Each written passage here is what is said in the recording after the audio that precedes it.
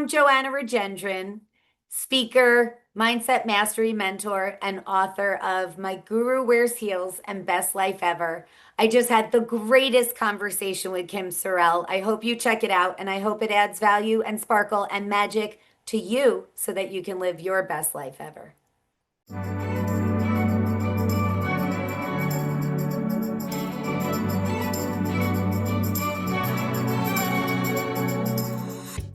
Welcome to the show. I am so happy you're here. You're going to be so happy you're here. I'm Kim Sorrelle. I'm a speaker. I'm an author.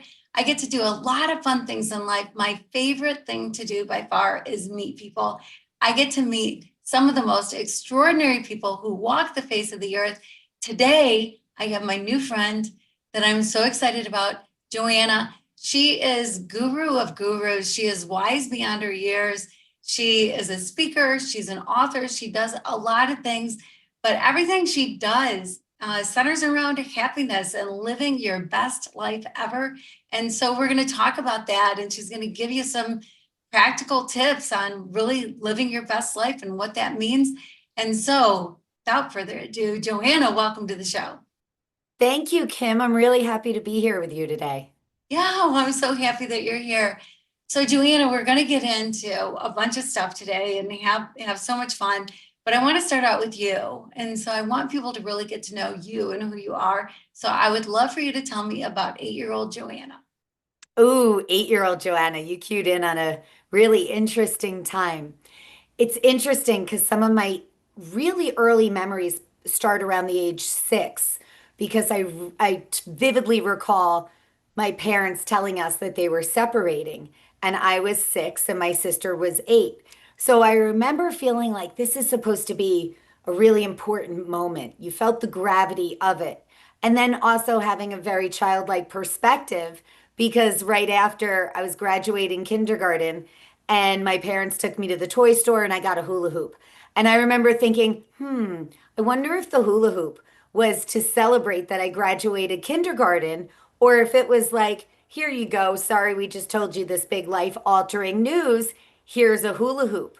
So for the next few years, it was really adjusting to going from one home to two, having both of my parents who are really loving and amazing parents. They were all in on parenting the three of us, but really from, I would say, the age of 6 to the age of 10, we were adjusting to our new normal. And that included me figuring out, much like I did with the hula hoop, that I could work the system. And I remember I started to come up with excuses at school if I forgot my math workbook. And I said, oh, I left it at my dad's. I realized the teachers felt really badly. They thought they wanted to make sure I was okay. And I thought, I'm fine. We have two homes now. It didn't feel like this earth-shattering change that it was expected to feel like in the moment. And that was the first time I realized life is going to present you with things that happen. And what happens is often out of our control. How we respond to it is supremely in our control, even if I was a little devious at 8 and using it to get out of missed homework assignments. Yeah, that is so funny that you did that. I have to say, I've never heard of anybody doing that before. I'm sure it happens legitimately, but to know that, hey, I can just throw this out there.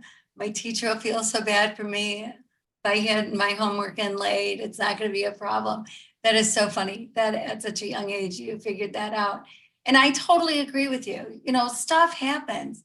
We all go through stuff, for good or for bad, but we get to write the narrative of it, right? We get to decide how we react to it, if it and what good can come out of the crappiest of situations, and where to find it. Absolutely.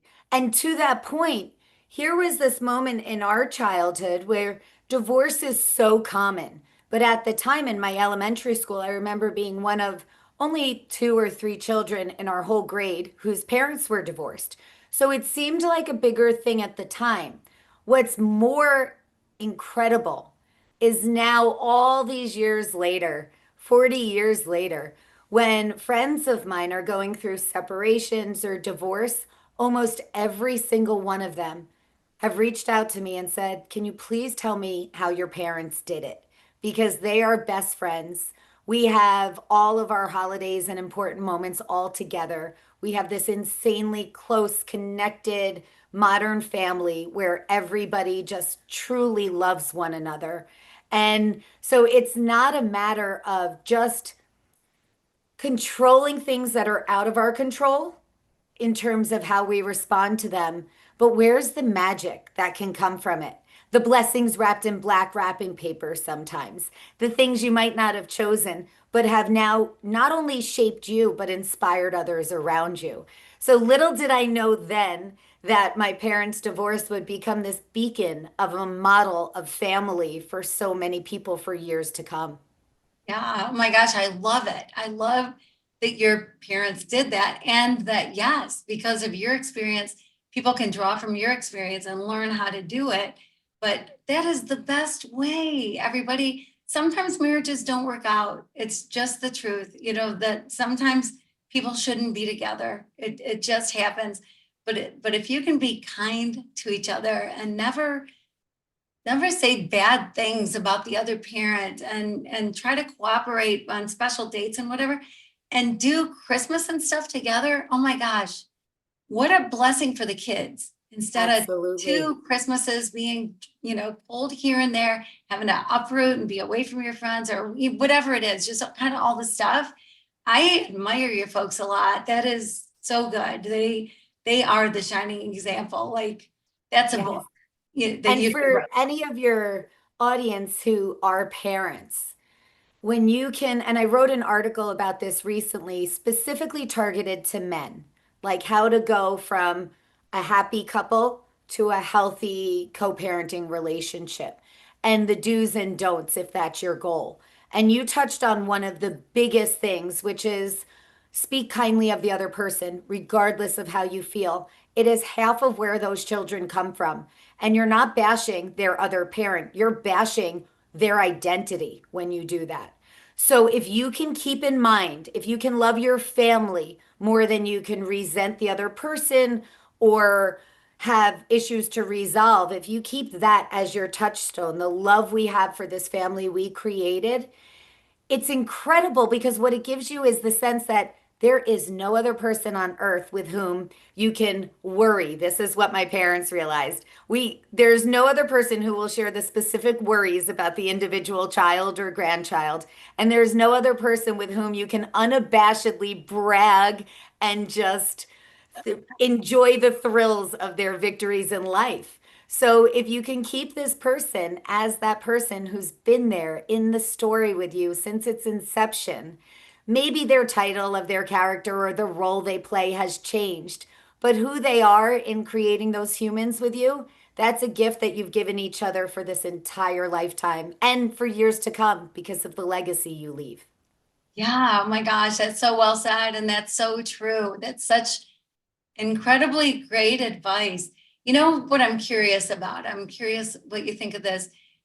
Like, I have a son who, unfortunately, their marriage did not work out.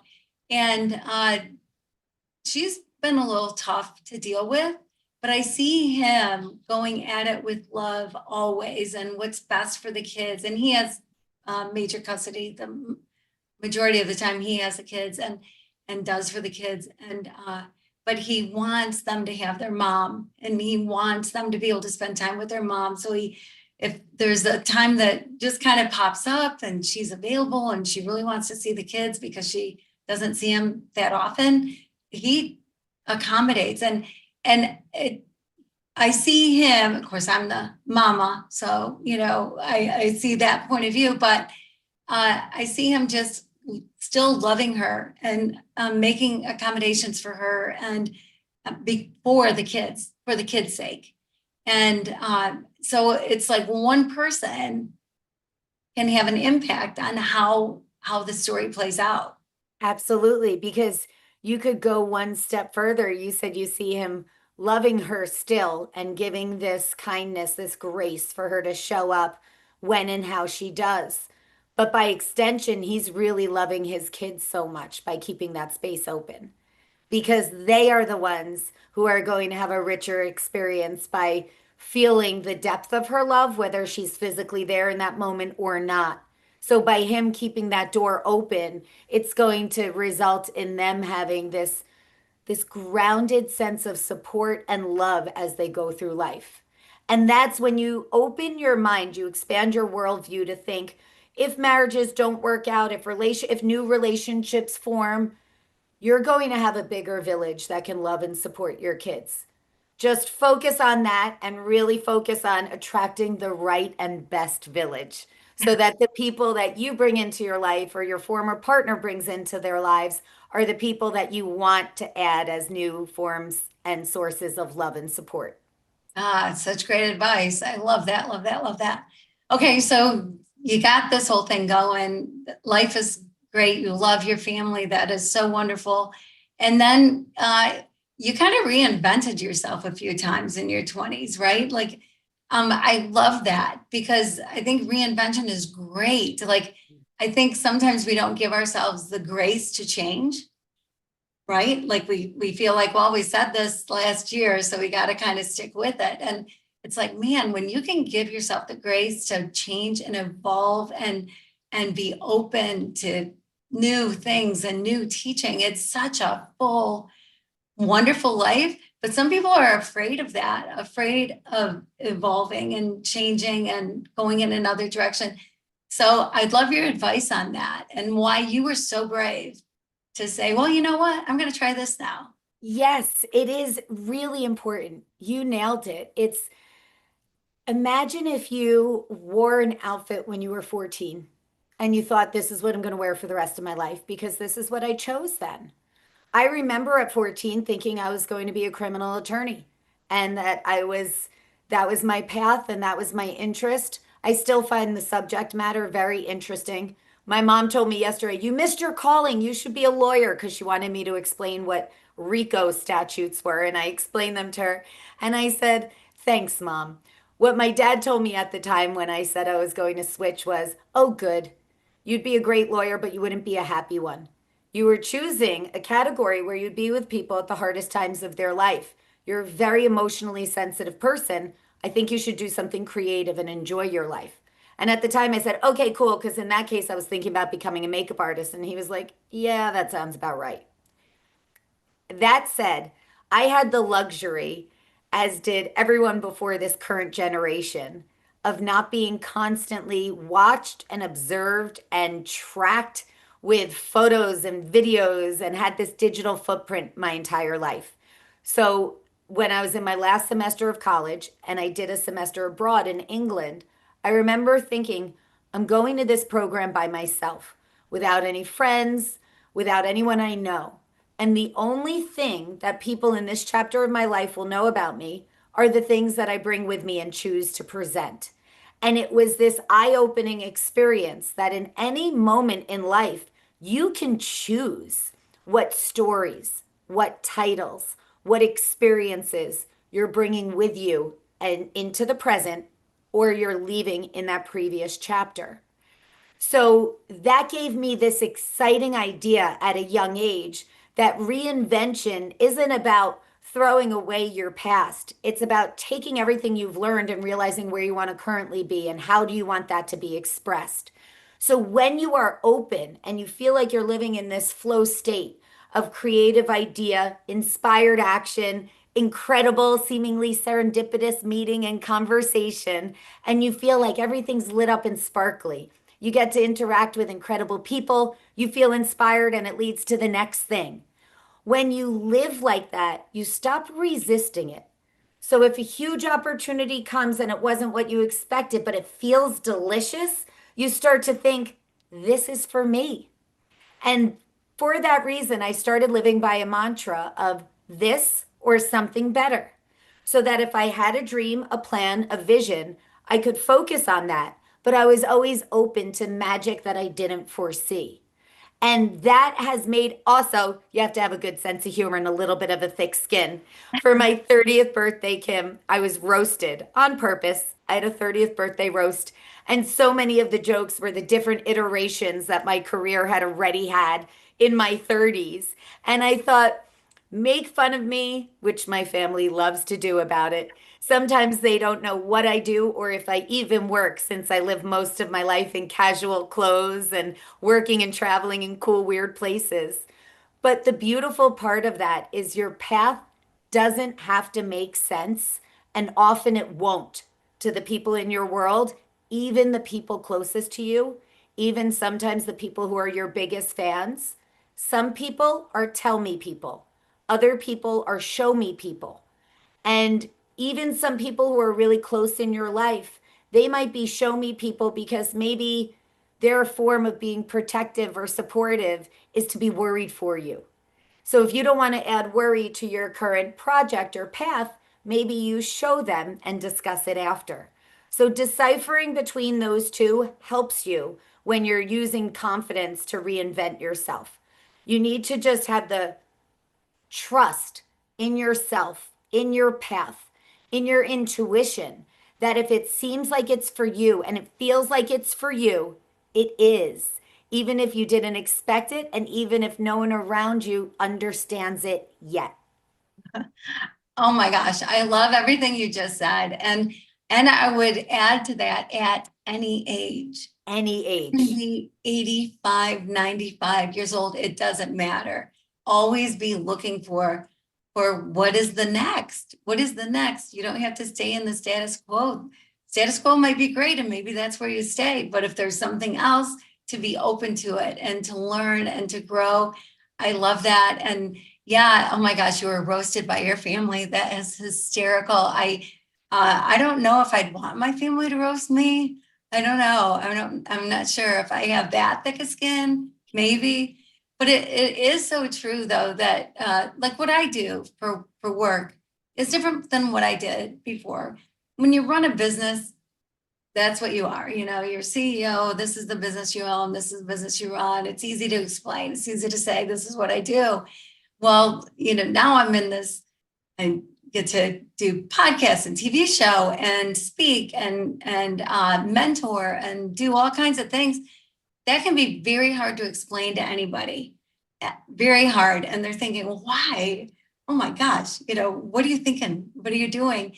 And so I just kind of don't.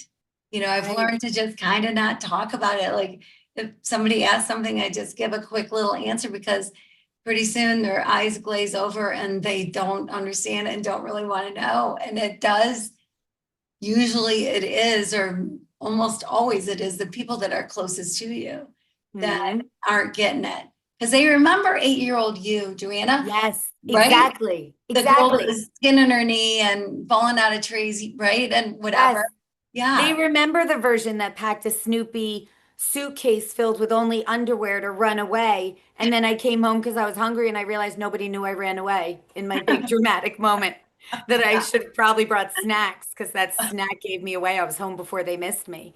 So it is true that especially within family dynamics or lifelong relationships, people often see you as they've always seen you. And even when they watch your evolution, the evolution is within that context of who their notion of you was when you first met. So, in that regard, and to be fair, yes, my family did roast me for my 30th, but my husband, who was my boyfriend at the time, did not. And everyone said, "Oh, Mike, aren't you going to talk?" And he said, "No, I'm not dumb. I'm the only one that's going home with her tonight. I'm not saying anything." Smart So man, smart man. that was a smart man. But even this, it's not just how the world around you perceives you, it's when you start believing, when you reinvent yourself. I had this incredible mentor, and she lived until she was 101. She was the world's oldest yoga teacher. She was a celebrated wine judge. She had been an actor, an activist, a producer, a model. She had had this incredibly rich story. And in her 80s, she wanted a new challenge. So she started competitively ballroom dancing. And you can Google it and see her on America's Got Talent and watch her just blow the minds of Howie Mandel and Howard Stern. It's incredible. But she really embodied that message for me that the learning never stops, the evolution never stops. If you have a dream in your heart, you have the dream placed there for a reason. and you're absolutely equipped with everything you need to have or be to fulfill it. So then it becomes a question of, do you believe your own new title? Because yes, I've been in a similar position, Kim. I've owned a company, and that was very easy for people around you to understand. Oh, you own a company. What does it have? Yoga clothes. I can see it, touch it, feel it. I understand it. I could have been congratulated. Someone would see a sweatshirt of mine, a New Yorker, hanging in an Equinox shop in California and write me on Facebook. So proud of you and your brother. You guys are killing it. I just saw your shirt in my shop here at the gym. Thank you. That was a really expensive business model. So it was hard to make that company profitable, but we could look wildly successful because it's tangible and people understand it. Where I've come now, the work that I do is truly my life's path. When I feel like I am operating with the unique skills that I was born to use. And so it feels sparkly souled, magical, goosebumpy, different. And you know it. You know it when you feel it. And unfortunately, we're often taught to discount those feelings, particularly as women and women in business. They're often given terms that are negative, things like emotional, hysterical, when that emotion is our superpower because that emotion is your intuition. When it feels good and it feels like a full body sigh, and you know that you're in the right place, the right conversation with the right people, exactly where you're meant to be. Otherwise, it feels you could look wildly successful from the outside.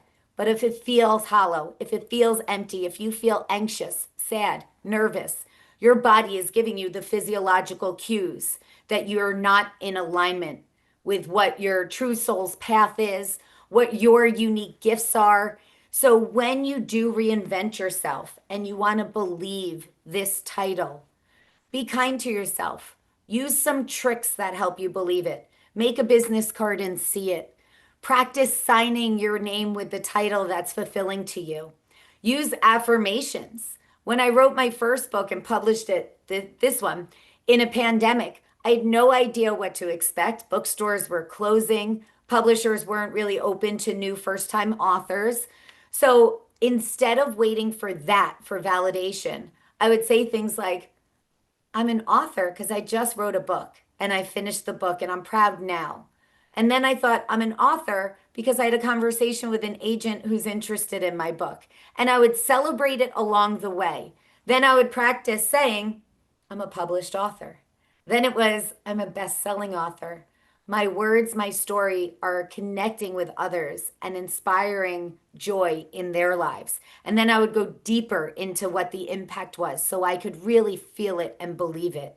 And yet, all these years and two books later, it was interesting because I submitted an article for a publication and it was selected immediately. They said it will take a couple weeks, you'll hear back. The next day, they were publishing the article. And I looked at my husband and I said, I really feel like a writer. And he looked at me like I was nuts, Kim, because he said, Babe, your second book is coming out. Of course, you're a writer. And I said, No, that's different.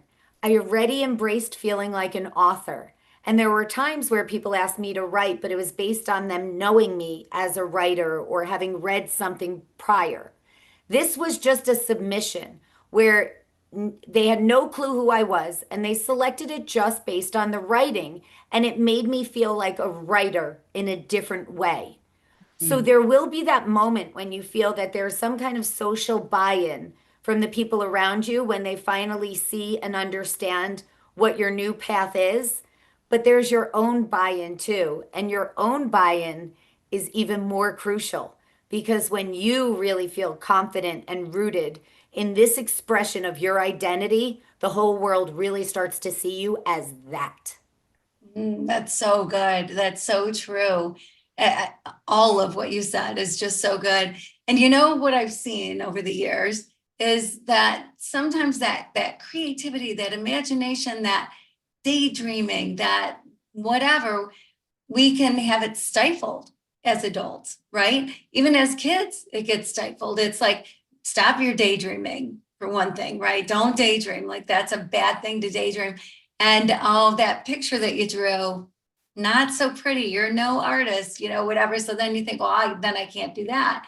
And we're told these things, and it just pushes down our creativity, our imagination, to where we get to a point in adulthood where we're like, well, where is it? Am I still creative? Do I use my imagination? It's not just for kids. I mean, the No. most successful people in the world, they're successful because they live in their imagination, because Yes. they don't see limits, right? They go for it. And so how does somebody get out of that? How does somebody shake away that luggage of stop daydreaming and your imagination's gone and this is who you are? I'm so happy you're asking this specific question because I've been obsessed with this lately. If you go back decades, think about Napoleon Hill and Think and Grow Rich. And he gathered the captains of industry of his time and wanted to find the common themes. And the common themes he found, one of the biggest was this use of imagination, of visualization, of seeing the impossible in their mind's eye first and then having it play out in real life after. That nothing new, innovative, important has ever come without it first being fodder of your imagination. It is such a key component. And it's as a generation, we are now having a huge issue with this because we are constantly distracted with devices that we don't have enough downtime. And now it's a problem for children and adults alike. In fact, here I think adults might have it a little better because if you're above a certain age, we've lived before technology has existed like this. We lived before having a pocket phone everywhere we go.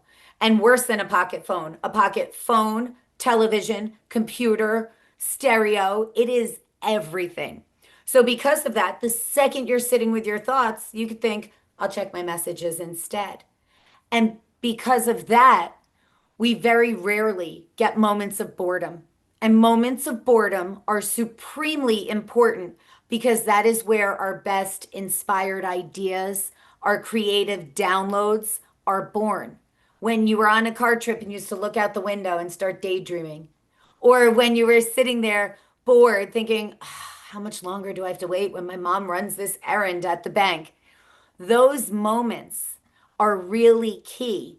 And that's why things like meditation, prayer, journaling, that's why or playing a musical instrument, things that are meditative in nature are so important because it gets us into that space where our brain waves or the patterns are slowing down and we have moments of space. I've had people tell me for years I can't meditate because I'm really not good at it. And I'm like, it's interesting. What is there you think you're supposed to be good at? And often they would say, I just can't get rid of my thoughts. I can't clear my brain. Most of us have find that challenging to clear your brain. So instead, I would say, what if you weren't trying to get rid of thoughts? What if your goal was simply, I'm going to expand the time between thoughts. I'm going to add a pause. In those pauses, you will have your best solutions to problems on your mind, your best ideas, your best thoughts of, wow, I haven't thought of this person in forever. Why did they just pop into my mind? Then you call them and you find out it was a moment when they needed a friend. We need the space between. And since our society's set up this way, it's not going to happen accidentally. It must happen intentionally now. So, whether that's creating a morning ritual where you wake up and give yourself the first 10 minutes of the day of nothing, space to sit in stillness, to be quiet, to breathe, to center yourself. One of the habits that I talk about in the course I teach, which was what my recent book was based on, is just that creating your day on purpose so that you're creating it intentionally before you go into reaction mode. And if you do that enough days in a row, then you've had weeks, months, years, and decades of your life that have been led very purposefully, very passionately, instead of reactively. Oh my gosh. Yeah, that's so good. That's so true. And yes, you do. I have heard that before too, when people say, oh, meditate, or even taking time to pray. Well, geez, I'm thinking about 100 different things when I get to there. And I always think too that one of the things that I think is so important in life is to be in the moment. And if you're thinking about things that haven't happened yet and are worried about them in some way or anxious about them in some way, when we look at that, often those things don't ever come to fruition. Those things don't happen. But instead, when you think about planning your day, like I love that. Like my grandkids, I just was on a trip with a couple of my grandkids, and one of them started not feeling good. I said, the power of your words, right? Like if you start to say, oh gosh, I don't feel good, my stomach, whatever. Well, yep, you're not going to feel good in your stomach, whatever. And whenever I start to not feel good, I just go, I feel great, I feel great, I feel great, I feel great, I feel great. So I was telling them, just say it, I feel great, I feel great. So then they were laughing, thinking it's the most ridiculous thing. But even saying the words, even if you're not thinking about it, but you're voicing it, that has a big effect, right? Absolutely. And you touched on whether someone is using this in the modality of praying, meditating, journaling, planning, like scripting your success, making a vision board, whatever your method is of this, being meticulous. There's an entire chapter of my book on this and a keynote that I do on the power of your words, how your words are going to shape your world positively, negatively, or anywhere in between. Because so often, left on autopilot, we will end up praying for the absence of what we don't want rather than the presence of what we do.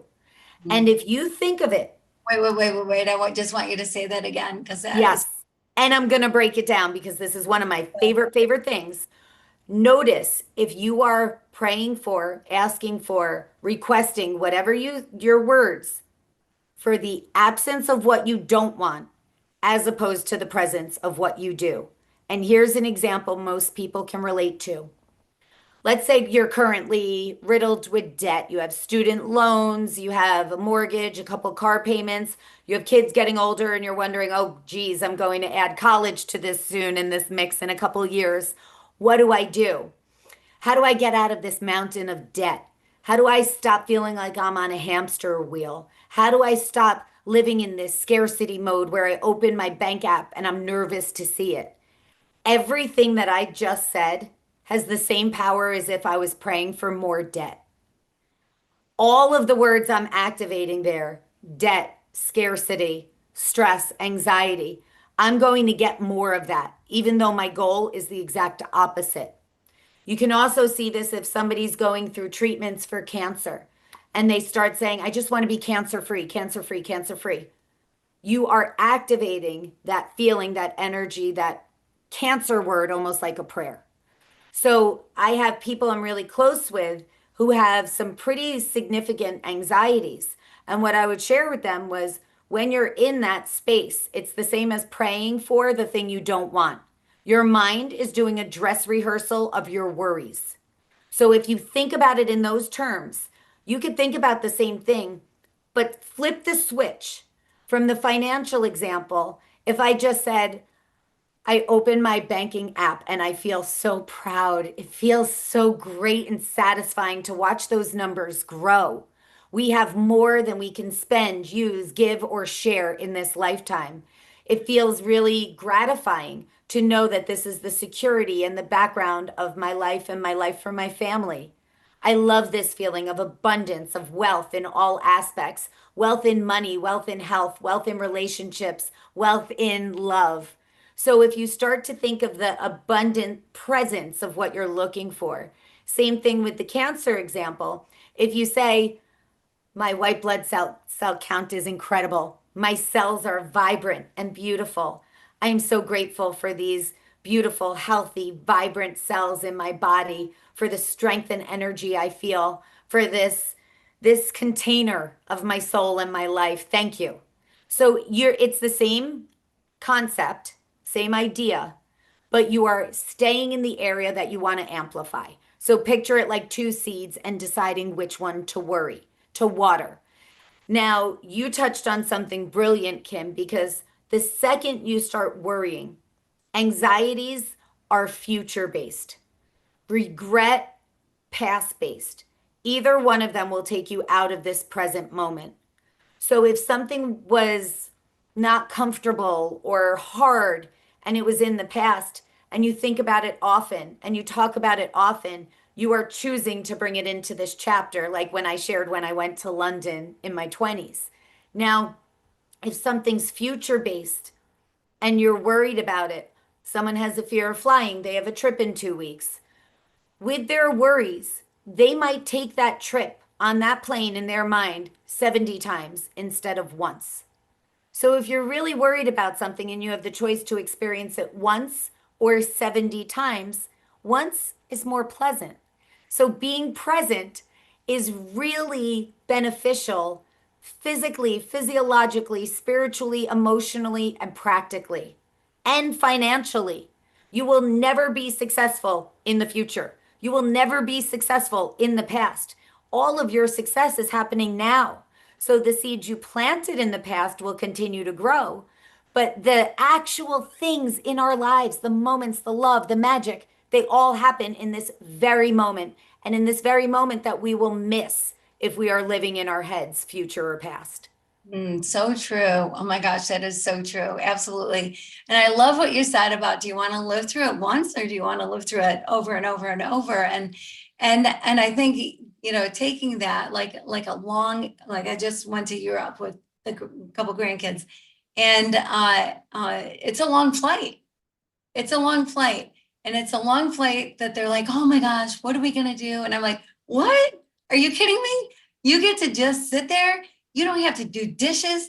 You don't have to do anything. You can just do what you want to do, puzzles or watch a movie, or you guys just talk or whatever it is. Like, I look forward to those trips. I get out my computer, I can write, like it's fun. And if you look at and the gratitude of it, the good part of it, make it good. Because you Yes. can make it bad and miserable, or you can make it great. You have a choice. You really do have the choice. And choose to make it great, and it will be. Choose to make it miserable, and it will be. We just had that play out recently.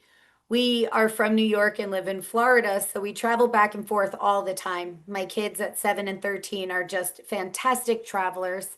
And last time we were supposed to do our quick, easy flight, get home around 5 in the evening. And instead, we had about 12 hours worth of delays, walked in at 5 in the morning. We saw grown-ups having full tantrums, taking out their frustrations on staff that had nothing to do with creating the problem and were trying their hardest to solve the problem. And I was so proud. Two things happened. My daughter was horrified watching how other adults were treating people. And I said, if you're horrified by watching that, that's good. That means that your character is strong and that we've given you enough examples as your parents to recognize that that behavior is gross. And secondly, we had all these strangers coming up to us and saying, your kids are amazing. We've watched them sit here all day and take all these delays in stride. They're so kind, they're so polite, they're so playful. And I said, well, we're really mindful of the amount of technology that they're exposed to all the time. And my daughter's 13 and just got her access to her first phone ever. And I say access because we tell her this is not your phone. This is ours that you will have access to, knowing that we can limit your reach. We paid extra for this app to take all of the things off, all the social media off, most of the internet off. And I said, and you know that we could take it back and look through it at any time because I value keeping you safe more than you feeling cool or like everyone else. So, because of this, and because our son doesn't have an iPad or things that he's watching digitally all the time, we save them for the travel days. So they are so excited that they get to be vegged out zombies on travel days and watch their movies, their shows. So these other people are giving us such credit, and we just thought we limited their tech in life so that we can make them zombies on travel days, and they think it's a win, and we think it's easy, and everybody has the dose of what they need in that moment. But it really comes down to If you want to live your best, happiest life, surrounded by the people you love, thriving, sometimes you have to do the longer, slower approach. So, whereas we could go to restaurants and sit next to a family of seven and see seven phones out and no eye contact, limited conversation, and everybody's quiet and getting along because there's no interaction. In those same times, I might have had five coloring books and a game of Connect Four with me and played Hangman on the napkin if we had no other choice because it was important for us that we raised our kids so that they knew how to have conversations with other people, interact with adults, and that they knew that when you sat down to eat with someone, it was to connect with them. And the saddest thing ever is to look at five young friends who get to hang out with each other in real life only to do this. Yes, it's a different world we live in. There is no doubt about it. And I was the Connect for Hangman on the napkin mom because my kids are older. I mean, they didn't have it, but I'd like to think that I would be that mom either way. But one thing that we do that I think is so fun is when we're waiting in line for something like a ride at Disney, we play heads up. Oh, the best. Yeah, yeah, they've The got phones best. in their pockets, but they're not on their phones. We're playing heads up and doing it all together. And yeah, there's things that you can do that, and as adults too, how much screen time, right? Like how much interaction with people versus how much screen time. I think that's such a valuable exercise is to track it sometime. You know, how much Absolutely. to people and how much are you on your phone or whatever, and see if it's the right balance for you, see if you're happy with that balance, or if maybe you should change something and limit yourself more. There's one of the talks that I do when I keynote that's interestingly been requested more when I'm doing tech specific conferences. So this is really interesting and it's about digital detox. I'm doing one actually in the summer for some women in tech. And that feeling, because think about it, especially the higher performance jobs, you often feel like you have an even larger need to always be on, always be accessible and connected. The result is we're not really feeling more connected. We're feeling more anxious as a whole, as a culture. We're feeling more anxious, more isolated, more depressed. So, where is the disconnect in this hyperconnectivity? Why should we feel lonelier with more connection? And it's part of it is that lack of boredom, the lack of headspace, that what we mentioned already. But when I've talked about this on different podcasts or interviews, I broke it down to a four-step process that's really doable. And almost every time I was on TV for this, the host would say, I wish we could do this digital detox. We probably need it, but being in media, I don't think we can. And I felt like, okay, that is a cool challenge for us to start at the onset of our chat because as we go through, let's see if they're doable enough that even you can achieve it. Because if you can, then how great for your audience. And they were intentionally doable for all of us. One was delaying our tech, which is what we talked about, not being in reactive mode the second we wake up. The number one preventer of that or cause of it is checking your phone the second you wake up because you'll see a news scroll, emails, text messages, phone calls. Everything the world wants from you is vomiting on you immediately. I delay it for the first hour I'm awake, even if you delayed it for 5, 10 minutes and filled that with intentionally creating the energy of your day, you will have a completely different experience of how your days begin. So, a tech delay, even for all these media moguls or tech entrepreneurs, they realized they could all delay their tech 5 minutes, 15 minutes, 60 minutes, depending when they wake up. Step two was a tech check, which is what you were mentioning. Not just your time, your screen time, but do an audit. Look at the apps on your phone, on your home screen. See if they're adding value to your life or if they're detracting. And if they're detracting and you could delete the app, delete it. If not, remove it from your home screen. Because then the difference is, let's say it was Twitter, now X, that you find to be negative in its impact on your life. By taking it off your home screen, when you go into it, it's on purpose. It's not just a habit. So doing that tech check for an audit is really effective. Then the third one was a tech timeout. Choose either one time of day or one activity in your day that you don't bring your technology with you. It could be when I walk my dog, I'm leaving my phone at home. Or when I have dinner with my family, the phone is in another room. So it could be a time of day, 7 to 8 p.m. is my phone blackout, or it could be an activity. But it's at least one thing without your phone. You will start to realize that you can survive if you're 5 inches, 5 feet, 5 rooms away. And that's important. And then finally, the very last thing is a tech bedtime. And you want it to be at least an hour or two before you go to sleep. And if you, like I use my phone as my e-reader as well, just out of convenience. So that gives me a habit that I don't love, which is keeping my phone in my room at night because I switched to using it just to read my book. It takes a little more discipline to do that. But as a result, I've made a social media bedtime for 10 p.m. I tend to stay up. I'm a night owl. I get creative between 10 and midnight. So now, without any social media in that time, it limits the possible exposure to negative, distracting headlines and topics. And it makes me very intentional with what am I putting in my mind? Is it a guided meditation? Is it something that feels peaceful? Is it a book for pleasure? Is it an inspirational read? It is very focused and intentional input. Oh my gosh. That is the greatest advice I've heard in a long time. Greatest advice for sure about anything tech, because it is so doable. And it's easy to remember, Yes. because the very beginning of your day, you delay, that you find an activity that you do throughout the day that you don't have your phone. And then you have a tech bedtime. I love that. And what was the other one? The other one was the tech check, the audit. So that's like the spring cleaning of your closet. Get rid of the outfits you haven't worn since you were 17.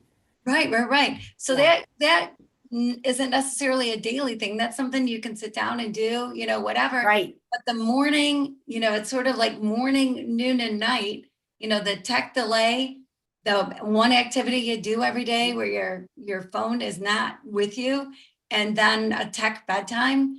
Oh my gosh, easy to remember and so wise. Because And you're a content creator, Kim. If you can do it, and that's why I would say to these hosts of these TV stations, I would say at the end of the interview, do you think you could do it? And they're like, yeah, I actually think I can. So getting them to start thinking there's no way, and by the end of a 5 minute chat, think, oh, I could do those. It's basically the concept of the course I teach, the retreats I lead, the books I write. If you tell someone this is the life you can have, and it can be attainable if you do these seemingly impossible feats to get here, or if you say, this is the version of your life that feels the best, the most deliciously satisfying. And if you could just play with these small little habits of happiness, you'll get closer and closer and closer, and you'll celebrate all along the way. That experience of your life will be so rich and so filled with satisfaction that it'll be completely transformational. It's one of the best things and why I feel so honored to do this kind of work is you feel like you're just reminding all the Dorothys in the world that you already had the red slippers on the whole time. It's the magic they already possess, the light they already have, and you're just pointing out your light switch is right there. Right there. Just turn it on. yeah, that's so good. That's so good. I feel like too, the older I get, the more I realize that when I was a kid, we didn't even have answering machines. So if somebody called, they just had to call back, right? Yeah. If we're at home, they just had to call back. We didn't even have call waiting at the beginning. And so there wasn't another line to click to, right? And then we got the answering machine. So then you can answer when you get home. And then we have a phone in our pocket. And so people assume you're always accessible because everybody has a phone. Right. And so the older I get, the more and more I don't have my phone on. And it drives my family crazy because they're so used to now in this age an answer to their question right now. They want an answer to the question. Are you coming over Sunday afternoon? They want to know right now, Right now is already right late. They now. wanted to know the second they thought about it. Exactly, exactly. And it's like, there are so many things you don't need to know right now. Right. There are Most so of them. many things that can wait. Exactly, exactly. And people will say, oh, what about the emergency? Well, back in the day, again, we didn't have a phone in our pocket. If there Right. was an emergency, yeah, we found out. And there's ways to find out, but it doesn't mean that we have to have a phone in our pocket turned on all the time to make sure that we never miss an emergency. And if you think about how many times, how many phone calls in your lifetime have you gotten that were a true emergency that you Right. had to drop everything and go, right? I, I can only think of a handful of And times. those, when you get those, they will find you anywhere, whether you had a phone or not, you will be found for those. Exactly, exactly. So not a great excuse. And this is also, people don't have to throw out the baby with the bathwater. The whole reason that we now live on the beach and have this like really peaceful beach hippie lifestyle here in Florida is because of technology. As mentioned, I'm ridiculously close with my whole family, and most of them are still back up north in New York. So I am so grateful for this technology that we FaceTime our loved ones every day. That when we first moved here, I was on FaceTime with my sister probably 60% of the day. If I went on a bike ride, she went on a bike ride and we were FaceTiming each other. If I worked out in the living room, she was in her living room and we're doing squats together. We cooked dinners together. That being able to do that and have the kids talk to their cousins every day. And sometimes we would call and play a game with them virtually, or we'd have family tournaments of games. Connect Four, which I mentioned earlier, when we were right in the thick of COVID, we put numbers on the top of the columns of Connect Four so you could play on FaceTime. And I'd say, okay, Kim, where are you going? Column four, okay. And I'd put yours in. So we did it like March Madness style brackets because it was a great game that the 4-year-olds could play and the grandparents could play. So we did brackets and it got down to the championship. You can use technology to foster beautiful connection. The course that I teach is a digital one because it started in COVID. This work that I used to do more in yoga studios and on yoga mats now is in the world and out where people need them most, in their homes, at their companies, on their athletic teams, doing this mindset mastery work with them in the space they need it and being unfazed by geographical borders because of Zoom is a blessing. When we do my course, the next round starts next month. It's 1 hour a week, virtually at night. I tend to have men and women, but mostly women end up doing it, but men and women from all over the country. And the amazing part is when we meet weekly, whatever that action step is for that week, we're playing with it for the next 7 days within the context of our real life. So I love immersive experiences like a retreat. But often when you come home from those, you think the challenge is how can I feel like that in my real life? So, because of technology and now leading a virtual course, people play with the action steps and feel that change happen in the context of their real life. So, your technology is just a vessel. It's neither evil nor inherently amazing and good. It is what you use it for. It's like money. Money is not the root of all evil. Money is just energy. What are you exchanging it for? What are you using it to do? So, what do you want this technology that you carry around and you possess the power over to do for your life? Do you want it to add convenience? Do you want it to add anxiety and depression? Do you want it to add power, strength, and health? Do you want it to add to a sedentary lifestyle where you play video games and get type 2 diabetes and don't leave the house? All of these things are possible. It's yours to choose. Yeah, yeah, it's such a great point.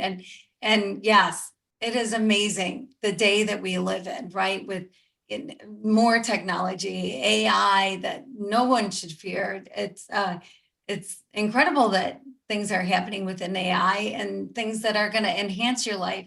And but yes, that you can talk to your grandkids, your kids, whoever, and face to face, no long distance bill, right? You just are paying your one-time Wi-Fi bill, and there you go. You can talk as much as you want to, and it is such an incredible blessing. You can look up stuff.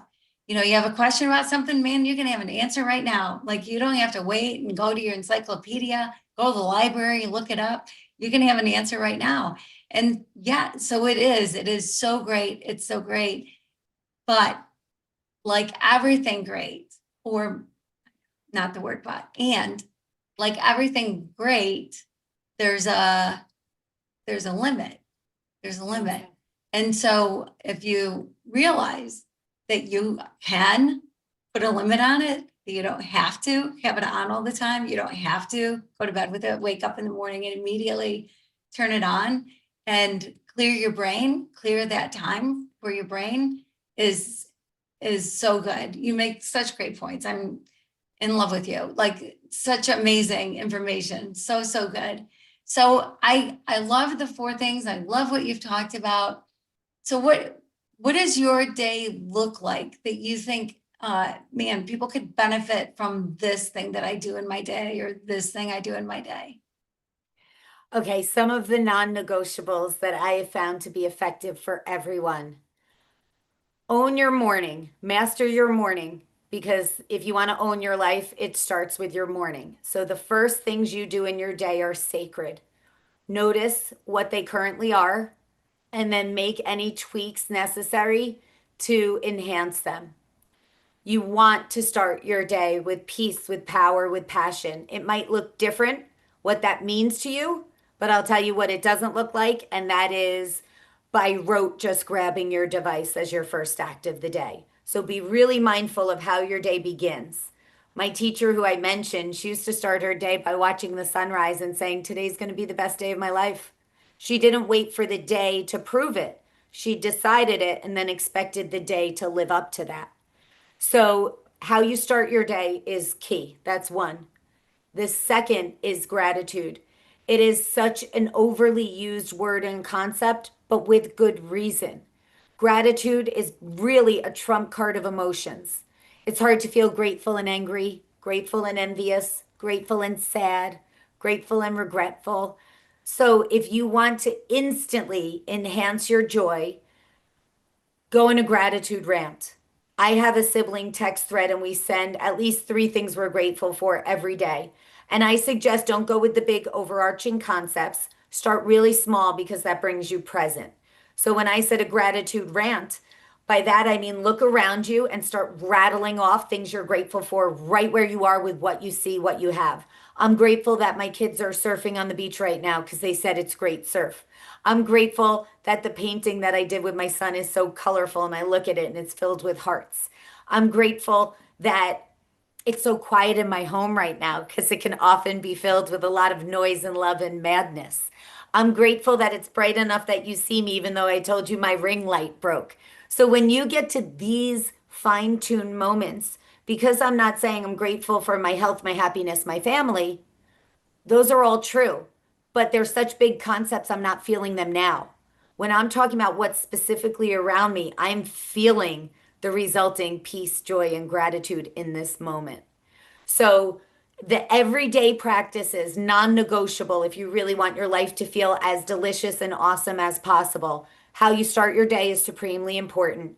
The gratitude that you experience and that you notice, by noticing them and then commenting on them, you will realize two things: that there's so much more to be grateful for than you might not be currently recognizing, and that by voicing it, you notice it more. And that makes us think that more to be grateful for is showing up. You don't know if it's that you're noticing it more or that there's more showing up, but either way, you create a cycle that is incredibly beautiful. And finally, the very last thing I would say, do something playful, do something that makes your heart sing every day.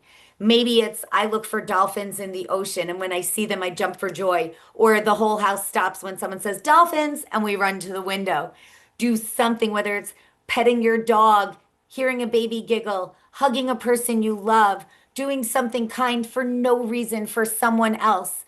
Do something that makes your heart sing and makes you feel playful every day. If you can't think of one, put on your favorite song and have a dance party in the kitchen.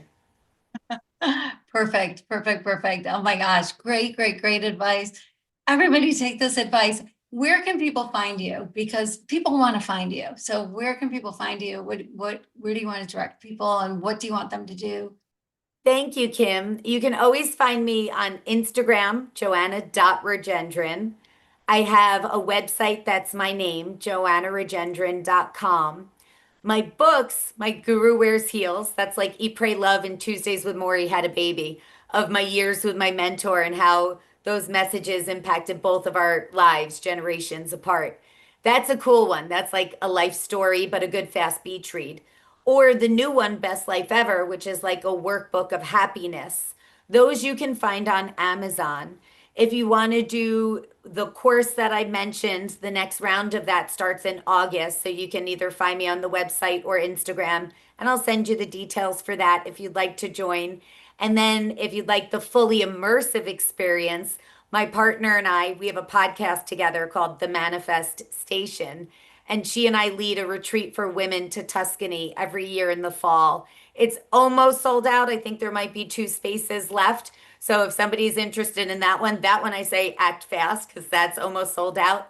But that's quickly become one of the highlights of our year. It is this really special experience to fill your cup, to laugh, to enjoy, and it's nestled in lavender fields in this gorgeous villa in Tuscany. Wonderful. All of that is so good. And of course, I'll have it in the show notes. So if you didn't write things down, all you have to do is look and you'll be able to reach out to Joanna. Joanna, thank you, thank you, thank you for being here today and for all the nuggets of gold you have dropped on my audience. I so appreciate you. Thank you, Kim. You have such a beautiful lit up energy and glow around you. You're doing such a special thing for so many people with the work you do. Oh, well, thank you so much. I appreciate that. And thank you so much for joining us today. I hope you got as much out of it as I did. I'm sure that you did. It was so wonderful. And I just pray until we see each other again that you keep your heart open and live your love loud.